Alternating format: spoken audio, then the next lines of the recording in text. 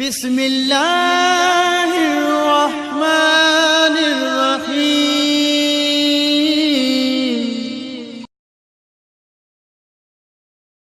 ونصلي محمد وعلى آله الطيبين الطاهرين मोहतरमीन सामीन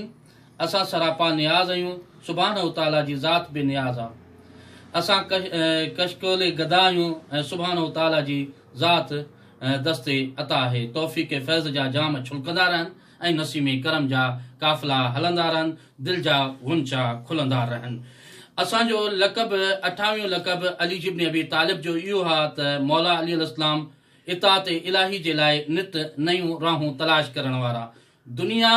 पंहिंजे घर ठाहिण में पूरी लेकिन सुभाणे ताला जे घर खे ठाहिण ऐं इताअत इलाही ऐं बंदगनि खे बंदगी में आणण वारा बंदनि खे बंदनि जी बंदगी मां कढी इताअत इलाही ऐं अल्लाह जी इताअत कराइण जे लाइ अली इब्न अबी तालिब कोशिश रहिया आहिनि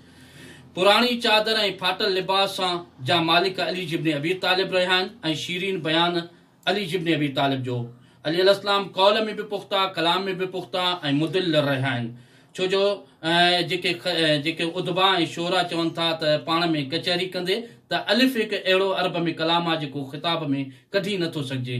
हर ॿिए अखर खां पोइ अलिफ ऐं लाम ज़रूरु अचे थो हीउ अलिफ असीं कढी नथा सघूं लिहाज़ा अलिफ त कसरत ते इस्तेमालु आहे अली इब्न अबी तालिब उते पहुचनि था ऐं अलिफ खे कढी ॾेखारीनि था जेको कलाम फसीब आहे बलीग बि आहे ऐं फ़साद ऐं बलागत खां ख़ारिज बि नथो थिए उन खां बैदि उन कलाम खे जेको आहे सो जॾहिं उन्हनि ॿुधो आहे सुभाणे ताला जी हमद ॿुधूं पैगंबर जी हता के यौमुल क़यामत ताईं जेका आहे उन पूरे बयानु कयो वियो आहे उन ख़ुतबे में त हू जेको आहे हकिया ऐं तकिया रहिजी विया त अली इब्न अबी तालिब बग़ैर अल्फ़ जे कीअं पेश कयो आहे अहिड़े नमूने सां बग़ैर नुक़्ते जे बि अली इब्न अबी तालिब हिकु ख़ुतबो पेश कयो आहे यानी इहे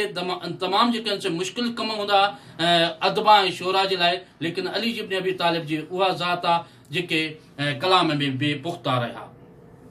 उन खां बैदि अली अलैहिस्सलाम जी उहा हस्ती आहे जेका हिजाबनि ऐं दरबारनि खां बेनियाज़ रही आहे दुनिया जा उलमा ऐं आमा जेके आहिनि से बिला आख़िर बादशाहनि जे तहत रहिया लेकिन ही अहल बैत ऐं अली इब्न अबी तालिब जी उहे हस्तियूं आहिनि जेके दरबारनि खां बेनियाज़ रहियूं आहिनि अली अलैहिस्सलाम जी 33 लक़ब जेको आहे सो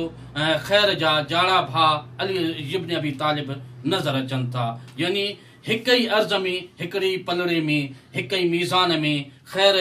रखो या ॿिए पासे अली इब्न अबी तालिब रखो त तव्हांखे अली नज़र ईंदो त ख़ैर यादि ईंदो जे कंहिंजो ख़ैर ॾिठो आहे त अली इब्न अबी तालिब यादि थो अची वञे रफ़ीक़ तैर अली इब्न अबी तालिब जी हीअ चोटी जेका आहे सा लक़ब आहे पखियुनि जो दोस्त आहे अली इब्न अबी तालिब इंसाननि सां उन्स ऐं मुहबत रखण त परे रहियो पर पखियुनि जो बि ख़ासि ख़्यालु रखंदा चाहे आज़ाद पखी हुआ उहे बि मेड़ो करे अलीअ जे सिहन ते अची अलीअ खां कुझु घुरंदा हुया ऐं घर जा बि पखी अलीअ जे इंतज़ार में रहंदा ऐं उन्हनि सां उन्हनि जो उन्स हूंदो हुयो जॾहिं बि आख़िरी वक़्त में बि जॾहिं वञनि पिया त पखी जेके घर जा हुआ अली इब्न अबी तालिब जे दामन खे पकड़े रहिया हुआ ही हुयो चोटियूं लक़ब इंशाअल्लाह अॻी क़िस्त में 35 लक़ब तव्हांजे साम्हूं पेश कंदासीं।